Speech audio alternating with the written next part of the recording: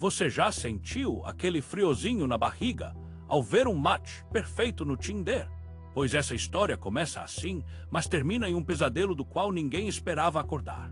Acho que todos nós já tiveram aquela sensação de é ele ou é ela depois de um match no Tinder. Um perfil impecável, fotos lindas, biografia envolvente, conversa fluida, conexão instantânea. Parece até filme, não é mesmo? Mas nem tudo que brilha é ouro. E hoje eu vou contar uma história que vai muito além de um simples encontro digital. É sobre um cara que parecia ter tudo: charme, inteligência, senso de humor, beleza, tudo.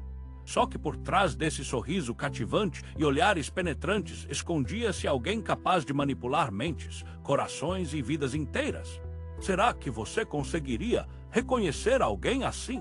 Será que você estaria preparado para identificar os sinais antes que fosse tarde demais? Vou te contar a história de um homem que se tornou mestre em conquistar pessoas online, usando técnicas psicológicas tão bem elaboradas que até as mais céticas caíram em sua rede. E o pior, muitas delas só perceberam a verdade quando já estavam presas nesse jogo perigoso. Antes de continuar, quero te fazer uma pergunta que talvez pareça boba agora, mas que pode mudar completamente a forma como você enxerga relacionamentos digitais. Como alguém aparentemente tão incrível pode se transformar no seu maior pesadelo? Guarde essa dúvida, vamos responder juntos lá no final. Vamos voltar ao início da história. Esse cara, vamos chamar ele de Lucas, porque é assim que ele se apresentava.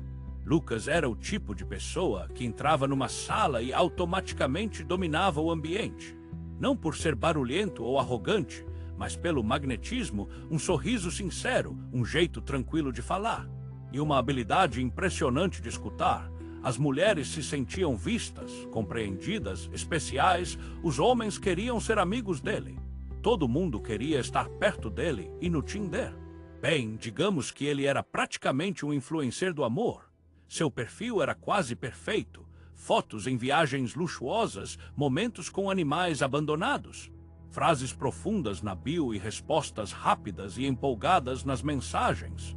Era impossível resistir. O interessante é que ele não era apenas bonito, ele era inteligente e sabia exatamente como usar isso a seu favor.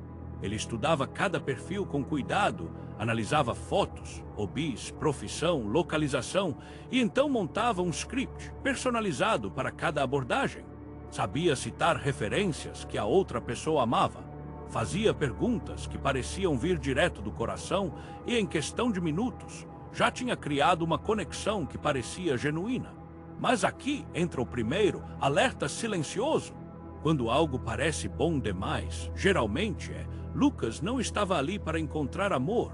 Ele estava ali para encontrar vulnerabilidades, para encontrar almas cansadas, solitárias, ansiosas por conexão humana. E foi justamente isso que fez dele tão perigoso, porque ele não precisava perseguir. Ele atraía. Uma das primeiras vítimas, vamos chamar de Ana, me contou como tudo começou. Ela havia passado por um término difícil, estava emocionalmente fragilizada e, num momento de impulso, baixou o Tinder de novo. Foi quando encontrou Lucas. O match veio rápido, a conversa fluida. Em menos de uma semana, eles já trocavam mensagens por horas, falando de vida, sonhos, medos, projetos. Ele parecia único. Ele dizia coisas como: sabe, desde que li sua bio, não consegui parar de pensar em você. Você é diferente de todo mundo que já conheci. É estranho dizer isso logo no começo, mas tenho a sensação de que nossa energia combina. Ana achou que era sorte de ter encontrado alguém assim num momento tão delicado da vida dela. Mas com o tempo, pequenas coisas começaram a surgir, pequenas incoerências, algumas histórias que não batiam. Mentiras descuidadas, coisas que isoladas parecem bobas, mas que somadas formam um quadro preocupante. Por exemplo, ele falava que morava em São Paulo, mas nunca aceitava propostas de encontros presenciais. Dizia que viajaria em breve, sempre com uma desculpa plausível. Às vezes era trabalho, outras problemas familiares. Enquanto isso, mantinha uma comunicação intensa, quase constante, mensagens de bom dia, boa noite, áudios durante o dia, vídeos chamativos. Era como se ele estivesse tentando ocupar espaço mental dela. E Ana, sem perceber, foi se rendendo, foi se apaixonando, foi se entregando. E isso é algo que precisa ficar claro. Lucas não escolhia vítimas aleatórias, ele escolhia pessoas que tinham algum tipo de buraco emocional. Pessoas que buscavam validação, afeto, segurança, e ele oferecia tudo isso com prazo de validade. Outra vítima, Carol, me contou que ele chegou a investir pesado nela. Chamou-a para sair várias vezes, prometeu levar presentes, marcou encontros que, no fim, sempre cancelava, e cada vez que isso acontecia, ele pedia desculpas de maneira tão dramática, tão cheia de remorso, que Carol se via perdoando-o sem nem entender por quê. Foi como se ele soubesse exatamente onde apertar, ela disse. E é isso que torna casos como esse tão assustadores. Essa capacidade de manipulação emocional, de criar dependência, de fazer você duvidar da própria intuição. Porque enquanto ele está te fazendo sentir especial, ele também está te isolando, te distanciando de amigos, familiares, qualquer pessoa que pudesse questionar o comportamento dele. E sabe qual é o pior? Você não vê isso acontecendo, na cabeça da vítima tudo faz sentido, ele só está ocupado. Está passando por um momento difícil, me ama de verdade, posso sentir. É quase como um encantamento. E quanto mais você se apega, mais difícil fica de largar. Eu sei disso porque, sim, essa história me atingiu pessoalmente, eu já fui uma dessas pessoas. E vou contar para vocês como foi o meu encontro com Lucas. No começo, foi tudo igual, match rápido, conversa leve, conexão imediata. Ele era divertido, inteligente, surpreendentemente gentil. Me fazia sentir vista, entendida, valorizada. Era como se ele realmente se importasse comigo. Começamos a conversar todos os dias, depois, várias vezes por dia em poucas semanas. Eu já esperava suas mensagens com ansiedade. Comecei a priorizar ele acima de outros compromissos, acima de minha própria saúde mental. Até que um dia ele sumiu do nada, sem aviso, sem explicação.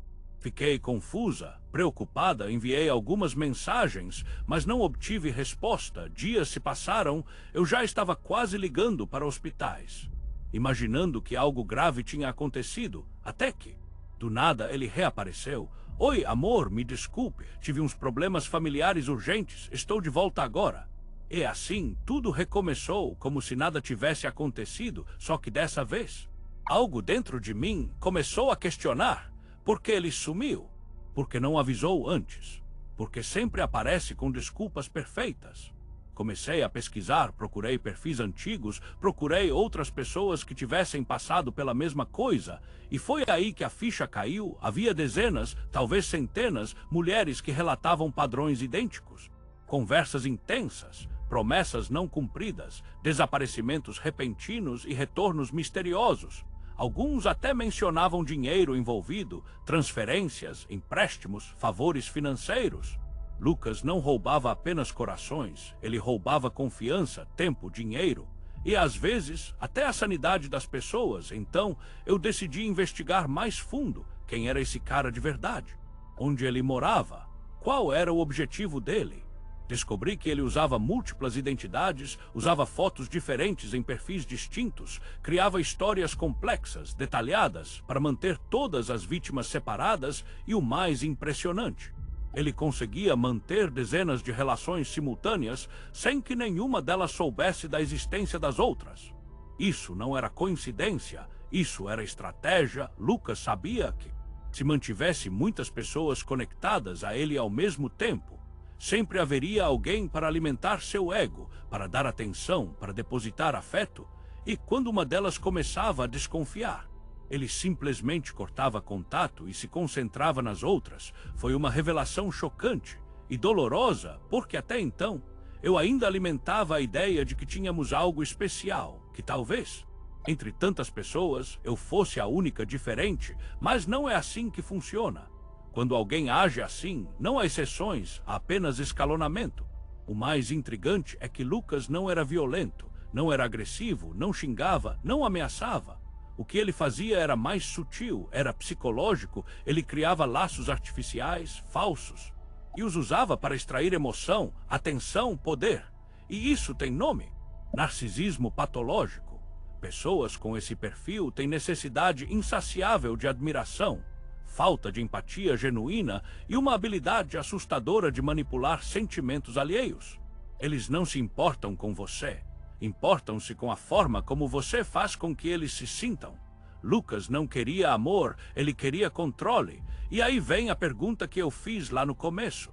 Como alguém aparentemente tão incrível pode se transformar no seu maior pesadelo? A resposta é simples. Porque ele nunca foi incrível, foi apenas bom em fingir. Hoje, eu compartilho essa história não só para alertar, mas para curar, porque muitos de vocês podem estar vivendo situações similares e sequer percebendo.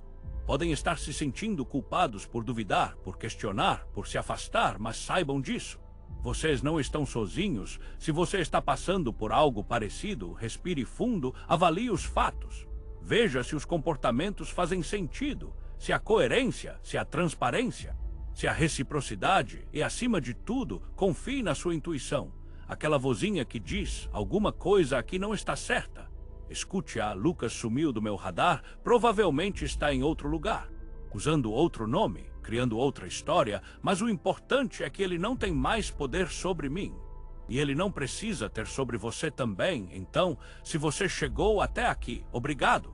Obrigado por ouvir essa história até o fim. Espero que ela sirva como um lembrete. Nem todos os que brilham são bons, nem todos os que nos fazem sentir bem têm boas intenções.